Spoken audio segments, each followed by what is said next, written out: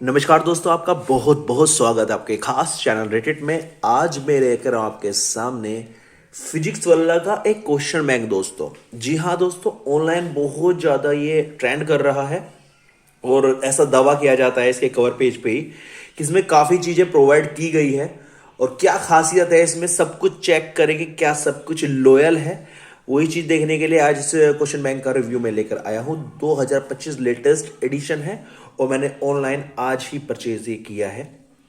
तो सबसे पहले चेक कर लेते हैं इसके अंदर क्या क्या आपको देखने को मिलता है। फिजिक्स वाला की पेशकश है CBSE question and concept bank, chapter wise and topic wise, includes point wise answer with step wise marking. ये चेक करेंगे हम कि स्टेप वाइज मार्किंग दिखाई गई है नहीं दिखाई गई है। क्लास 12 फिजिक्स और क्या क्या बातें बताई गई, हाईलाइट क्या क्या है इसके। कॉन्सेप्ट मैप इसके अंदर दिया गया है, कैलकुलम बेस्ड है ये और कॉम्पिटेंसी फोकस्ड है। पास्ट ईयर क्वेश्चंस है, एनसीईआरटी क्वेश्चंस है और मॉक टेस्ट है। तो देखते हैं सब इसके अंदर मिलता है नहीं मिलता है। सबसे पहले बात कर लेते हैं इसके प्राइस टैग की। तो प्राइस टैग एमआरपी इसका 549 रुपए है और लगभग आपको ये 450 प्लस देखने को मिलता है। तो यहां पर अगर बात करें लेस करने के बाद इसको परचेज करने की, थोड़ा सा ही कॉस्टली पड़ता है। अब बात कर लेते हैं इसके अंदर के जो कंटेंट है उसकी।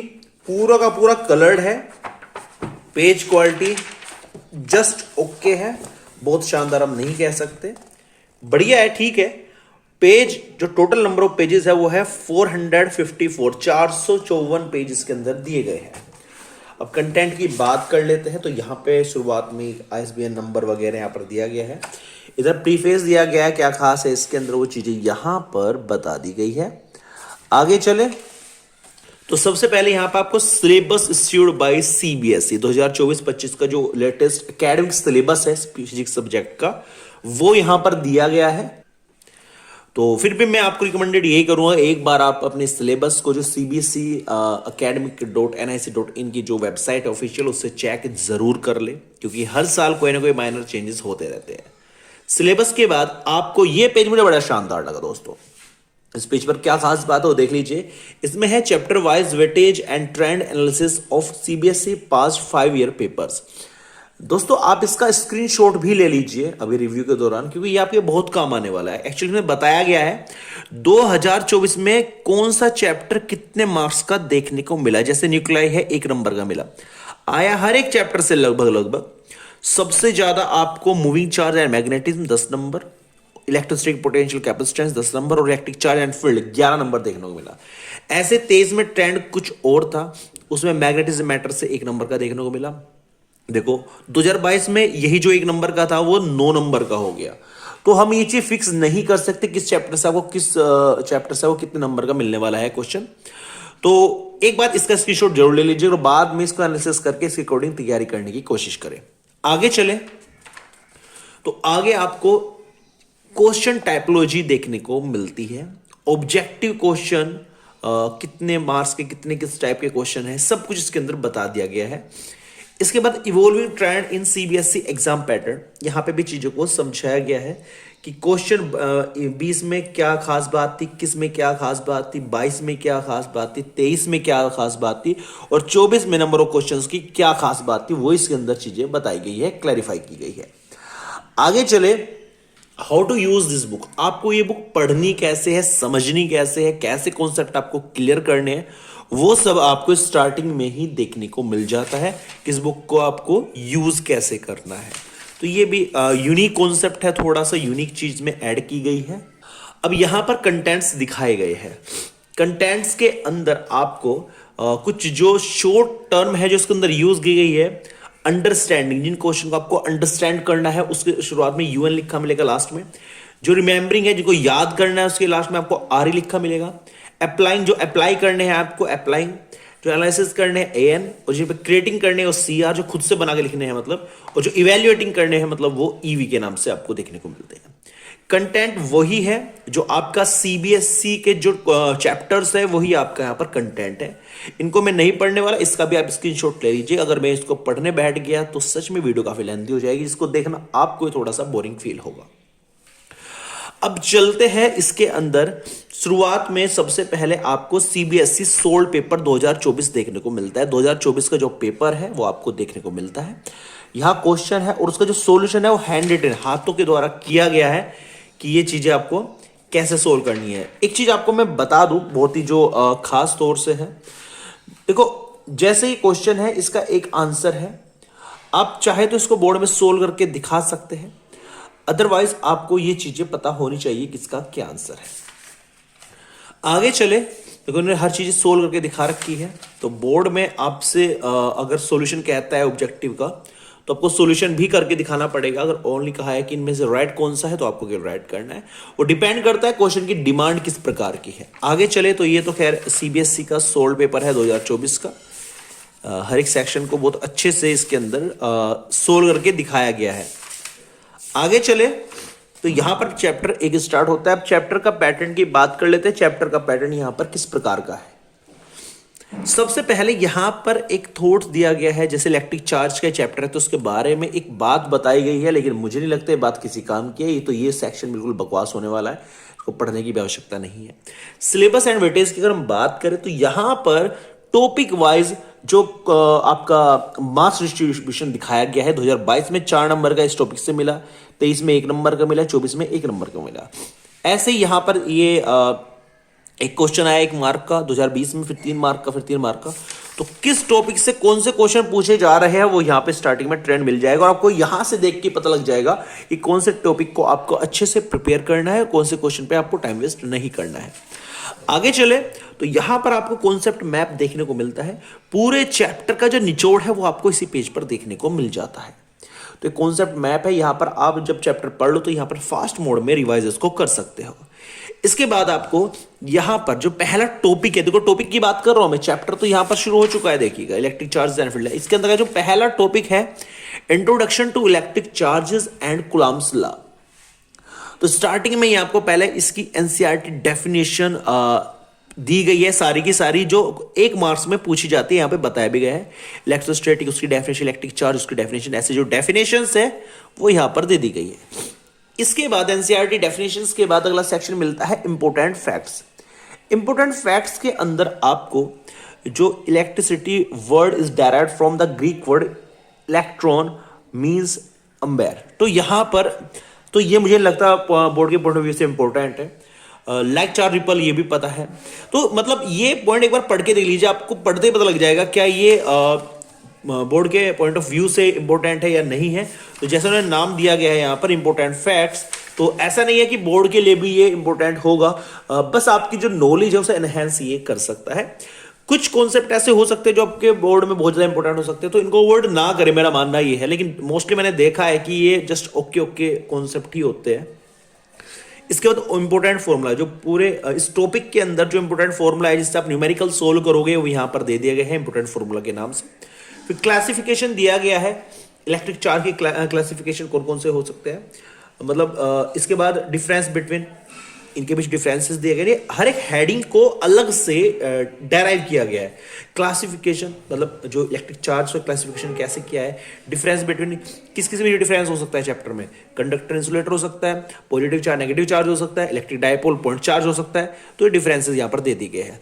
इसके बाद real life application based question है, यहाँ पर 4 क्वेश्चन दिए गए हैं जिनको जो चीजें आपने पढ़ी है, जो कॉन्सेप्ट आपको पढ़े उसको डायरेक्टली आपको रियल लाइफ से रिलेट कर दिया गया है और तो क्वेश्चन बनते हैं। माइथ बस्टर, तो इसमें मिथ बस्टर में क्या है कि कोई गलत फैक्ट बता दिया गया है, electric charge can exist without any mass. तो यहां पर बताया गया कि मास होता है या नहीं होता है, या फिर क्या है ये फैक्ट, क्या एक्चुअल रियलिटी क्या है वो यहां पर बताया गया, जिससे बच्चों का डाउट इजीली मतलब जो डाउट है क्लियर हो सके। तो मिथ फैक्ट, अच्छा असर्शन रीजन, ये क्वेश्चन लगभग यहां से बनने की संभावना होती है, लेकिन रिकमेंडेड नहीं करूंगा, आप इन पर ही डिपेंडेंट रहे, अपनी नॉलेज को, अपने सिलेबस को कंप्लीटली लेकर चले। इसके बाद आता है आपका competency based sold question. Multiple question सबसे पहले पूछा गया है, जैसे ये 1 मार्क का क्वेश्चन है। एक क्वेश्चन होगा RE का मतलब यहाँ पे क्या है, देखो RE मैं आपको बता दूं, यहाँ पे RE का मतलब अभी मैंने स्टार्टिंग बताया रिमेंबरिंग होता है, मतलब ये क्वेश्चन आपको याद करना है, ये क्वेश्चन आपको याद करना है, रिमेंबरिंग बेस्ड ये क्वेश्चन है। तो यहां पे आपको ये एनालिसिस करना है आपको ऐसे जिस क्वेश्चन में जो चीज करनी है स्टार्टिंग में दी गई है उसे उस तरीके से आप हैंडल कीजिएगा ताकि पेपर में आप उसको ना भूलेगा। और किस सन में क्वेश्चन पूछा गया है वो सन भी उसके सामने दे दिया गया है। इसके बाद दूसरा सेक्शन आता है असर्शन एंड रीजन का। इसके अंदर आपको 1 मार्क्स का है, असर्शन रीजन क्वेश्चन पूछा जाएगा। कौन सी चीज आपको अंडरस्टैंड करनी है, कौन सी रिमेंबर रखनी है, वो चीज इसमें बताई गई है। इसके बाद आपको सब्जेक्टिव क्वेश्चन देखने को मिलेगा 2 मार्क्स का। क्वेश्चन आंसर इस टाइप से क्वेश्चन आंसर आपको दिए गए हैं। इसके बाद शॉर्ट आंसर टाइप क्वेश्चन आपको देखने को मिलेगा। एक क्वेश्चन उसका आंसर यहां पर देखने को मिलता है। कितने मार्क्स किस पॉइंट पे आपको मिलने वाले हैं वही भी यहां पर बताया गया है। आगे चलते हैं। इसके बाद आपको लॉन्ग आंसर टाइप क्वेश्चंस देखने को मिलते हैं। इसके बाद आपको हिंट्स एंड एक्सप्लेनेशन देखने को मिलता है। जो मल्टीपल चॉइस क्वेश्चन आपने यहां पर सोल्व किए इनके यहां पर हिंट भी और टोटल सॉल्यूशन भी यहां पर देखने को मिलते हैं। इसका दूसरा टॉपिक आता है इसी चैप्टर का, सेम पैटर्न इसके अंदर यूज किया गया है। Electric field lines, electric dipole. पहले तो एनसीईआरटी डेफिनेशन, फिर इंपोर्टेंट फैक्ट्स जैसे पहले में था, फिर important concepts, important formulas, difference between. इसके बाद real life application based question, फिर मिथ बस्टर, उसका multiple choice question, assertion reason, subjective questions, short answer questions, long answer questions, और उसके बाद हिंट्स एंड एक्सप्लेनेशन। फिर नंबर 3 मतलब तीसरा टॉपिक आ गया continuous charge distribution and goes law. यहां पर सारे definitions, important facts, important formula, difference between, real life based questions, myth buster और कॉम्पिटेंसी बेस्ड सॉल्व क्वेश्चंस यहां पर आपको देखने को मिलते हैं।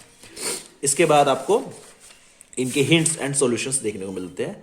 इसके बाद जब आपके सारे टॉपिक कंप्लीट हो जाते हैं पूरे चैप्टर के, तब आपका आता है मिसलेनियस एक्सरसाइज। अब मिसलेनियस एक्सरसाइज में आपको क्या देखने को मिलता है? मल्टीपल चॉइस क्वेश्चन जो पूरे चैप्टर पर बेस्ड होगी, असर्शन एंड रीजन जो पूरे चैप्टर पर बेस्ड होगी, subjective, long answer question, case based study question, और लास्ट में इनके आंसर की और हिंट एंड एक्सप्लेनेशन आपको देखने को मिलती है। और यहां पे हो जाता है चैप्टर का दी एंड। तो आप देख सकते हैं लगभग 57 पेज पर एक चैप्टर आया है। और इसके बाद दूसरी चीज यहां पर शुरू हो जाती है, दूसरा चैप्टर यहां पर शुरू हो जाता है और सेम पैटर्न आपको पूरे क्वेश्चन बैंक में देखने को मिलता है। सेम जो पैटर्न है वो। अब अगर हम चैप्टर के लास्ट में चले तो लास्ट में आपको क्या देखने को मिलता है? बुक के जो क्वेश्चन बैंक से लास्ट में आपको मॉक टेस्ट्स देखने को मिलते हैं। मॉक टेस्ट का मतलब है यहां पर आपको प्रैक्टिस के लिए एक 3 घंटे का प्रॉपर क्वेश्चन पेपर दिया गया है जिसको आप अच्छे से बैठ के तैयारी कर सकते हैं। इसका मॉक टेस्ट 2 यहां पर दिया गया है जिसको आप अच्छे से तैयारी कर सकते हैं, प्रैक्टिस कर सकते हैं। और यही था आपका review CBSE question bank and concept bank by physics वाला। अब रेटेड पर इसकी रेटिंग की मैं बात करूं तो रेटिंग की बात आप ध्यान से सुनिएगा, बहुत ही अलग और यूनिक मुझे ये बुक लगी। देखो पॉजिटिव पॉइंट भी है, नेगेटिव पॉइंट भी। अगर पॉजिटिव पॉइंट की मैं बात करूं इसके अंदर तो इसके अंदर कुछ चीजें जिनकी मुझे नहीं लगता था एक्सरसाइज मतलब कोई आवश्यकता थी, जैसे कि ये पॉइंट दे दिए कि जिसके आगे ईवी लिख रहा है तो इवैल्यूएशन करना है उसका, जैसे एपी लिखा है, इस टाइप से चीजों को दे दिया गया है। लेकिन मेरा मानना है ये चीज बच्चे के माइंड के अकॉर्डिंग चल रही है। कुछ चीजें जो उसे समझनी होती है, मैं भी उसमें कोशिश करता है 1000 लेकिन समझ नहीं पाता, वो उस चीज को याद करता है। और जो बच्चा जिस चीज को समझ के ही कर सकता है वो याद नहीं करता है। तो यहां पर हम ये डिसाइड नहीं कर सकते कि बच्चा ये किस अपनी स्ट्रेटेजी से समझने वाला है। हमने दे दिया आइडिया कि आप इससे कीजिएगा। तो पहला नेगेटिव पॉइंट तो ये है कि इसमें चीजों को ज्यादा कॉम्प्लिकेटेड बना दिया गया है कि इसको इवैल्यूएशन करना है, नहीं यार इसको ऐसे करना है, इसको ऐसे करना है। बच्चा इस कंटेंट से ज्यादा इन पर फोकस करना शुरू कर देगा, जो एक नेगेटिव पॉइंट है उसकी प्रिपरेशन के दौरान। दूसरा मुझे जो नेगेटिव पॉइंट लगा, इंपोर्टेंट फैक्ट अलग, डेफिनेशंस अलग, इंपोर्टेंट कॉन्सेप्ट अलग। हमें सिर्फ 3 चीज चाहिए थी, ये सब आता इंपोर्टेंट कॉन्सेप्ट में, डेफिनेशंस में, एक आता फॉर्मूला, एक आता डिफरेंस बिटवीन। बाकी ये सब चीजें जो दी गई है इनको इतनी वैरायटी में डिवाइड कर दिया गया है, बच्चे खुद कंफ्यूजन में पड़ जाएंगे कि हमें एक्चुअल में करना क्या है, हमें देखना क्या है। तो ये था नेगेटिव पॉइंट। अगर मैं बात करूं पॉजिटिव पॉइंट की, तो पॉजिटिव पॉइंट में सब कुछ कवर कर दिया गया है, हर एक एंगल से हर एक क्वेश्चन को कवर किया गया है, हर वैरायटी का क्वेश्चन कवर किया गया है। तो ऐसा नहीं है कि इसके अंदर इंपॉर्टेंट चीजें ही है, सब कुछ कवर कर दिया गया है। लेकिन मैं फिर भी यही आपको एडवाइस दूंगा कि आप पूरी तरीके से इस पर डिपेंड ना रहे। आप खुद के नोट्स पढ़े, बुक पढ़े, प्रॉपर टेक्स्ट बुक पढ़े, उसके बाद as a practice, as a helper आप इसका यूज कर सकते हैं। आप प्रॉपर शुरुआत से ही इसकी तैयारी पर डिपेंड नहीं रह सकते, क्योंकि इसके अंदर चीजों को डायरेक्टली समझाया गया है। डायरेक्टली का मतलब कि क्वेश्चन है, उसका आंसर दे दिया गया, उसकी शुरुआत कहां से हुई, क्या बेसिक्स है, तो बेसिक्स आपको नहीं पता चलेंगे। आपको डायरेक्टली क्वेश्चन बैंक ही कह सकते हैं, बस क्वेश्चन में नाम ही दिया गया है, कॉन्सेप्ट बैंक समझकर आप इससे प्रिपरेशन नहीं कर सकते, शुरुआत नहीं कर सकते। अदरवाइज अगर आपने तैयारी कर ली है, नोट्स पढ़ ली है और प्रैक्टिस के लिए आपको कुछ चाहिए, तो ये मैं सबसे अच्छा रिकमेंडेड करने वाला क्वेश्चन बैंक मानता हूं। अगर इसकी मतलब कंपटीशन में कंपैरिजन करें एग्जाम आइडिया की, ऑल इन वन की, चैप्टर वाइज की, तो हर एक अपने फील्ड में अलग ही धुरंधर है। ये कुछ नया इसके अंदर दिया गया है, नया कैटेगरी इसमें डिवाइड की गई है, तो इसका मतलब ये नहीं कि बेस्ट हो जाता है, ये जस्ट सबकी तरह एक क्वेश्चन बैंक ही है। अगर बात करें इसके अंदर कंटेंट की, तो इसमें कंटेंट आपको थोड़े कम ही मिल सकते हैं। अगर हम अरिहंत चैप्टर वाइज की बात करें, तो उसके अंदर क्या है, उसके अंदर प्रीवियस क्वेश्चंस को ऐड किया गया है, इसके अंदर भी ऐड किया गया है, उसमें सॉल्यूशन लास्ट में, सॉल्यूशन बीच में है। एरर्स की बात करें तो इसमें एरर्स कम है, उसमें एरर्स ज्यादा है अरिहंत चैप्टर वाइज में। तो फिर भी अगर मैं इसको रेटेड पर रेटिंग की बात करूं, तो मैं इसको 5 में से 4 की रेटिंग दूंगा। काफी अच्छी रेटिंग है 4 भी, 5 में से 5 रेटिंग की हकदार इसलिए नहीं समझता, कैटेगरी ज्यादा बना दी गई है, जिससे बच्चे पढ़ने में थोड़ा सा ऐसा फील करेंगे कि अब ये चीज, अब ये सेक्शन, अभी सेक्शन है, वे मटेरियल से ज्यादा उसकी कैटेगरी पे थोड़ा सा फोकस करना शुरू कर देंगे, जो शायद कहीं ना कहीं उन्हें इंटरप्ट करेगा उनकी प्रिपरेशन में। तो ये था फिजिक्स वाला का सीबीएसई क्वेश्चन बैंक का ऑनेस्ट रिव्यू, जेन्युइन रिव्यू। और उम्मीद करता हूं वीडियो आपको अच्छी लगेगी। वीडियो अच्छी लगे प्लीज लाइक कर देना, चैनल को सब्सक्राइब जरूर कर देना, ताकि इस प्रकार हर एक बुक का रिव्यू हम आपके लिए लेकर आ सके, ऑनेस्ट रिव्यू लेकर आ सके, और आपको पता चल सके कि क्या ये बुक आपको खरीदनी चाहिए या नहीं चाहिए। वो सब चीजें हम आपको अपनी वीडियो में बताते हैं। Thank you so much for watching this video.